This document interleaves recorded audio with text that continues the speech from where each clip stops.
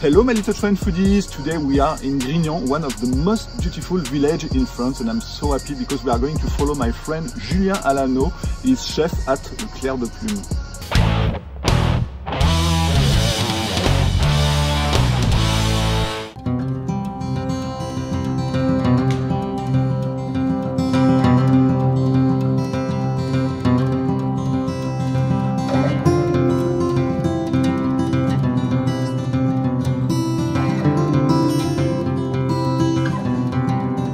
On est dans le jardin magique de Monsieur Trombetta et on est à 4 km du restaurant.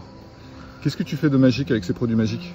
Ben, on fait rien de magique. On rend tout simplement hommage aux produits, au travail que fait Monsieur Trombetta comment dirais-je, en la manipulant la moins possible, en essayant d'être le plus humble possible sur le produit, tout en lui amenant, on va dire, une petite touche ludique et surtout gourmande, j'ai envie de dire. Parce que la finalité de tout ça, c'est quand on a du très beau et du très bon comme ça, on est à minimum obligé de faire du bon avec.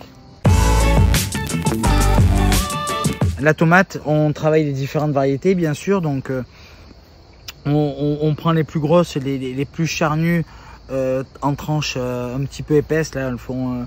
on va dire 1 cm, presque 2 cm d'épaisseur. On vient de simplement les passer à la flamme sur le dessus pour leur amener des petites notes un petit peu fumées.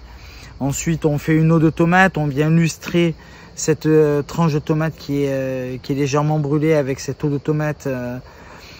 Ensuite, on y met quelques petits condiments, un petit peu de chèvre frais, un petit vinaigre à l'échalote pour lui amener un petit peu de tonicité à cette tranche de tomate. Et à côté, j'aime bien le côté un petit peu ludique, donc on fait un petit yaourt qui n'est pas un liégeois, donc avec pareil une petite eau de tomate, quelques petits cubes de céleri pour donner un petit peu de twist à cette eau de tomate. Et ensuite on travaille sur le Bloody Mary, donc on fait ni plus ni moins un gazpacho avec un petit peu de vodka à la fin et on le passe au siphon et on a une mousse qui est ultra légère, ultra gourmande.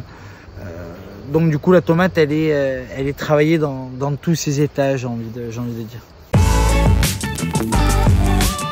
Exactement, donc la moule de cartou pêchée par Monsieur Bess.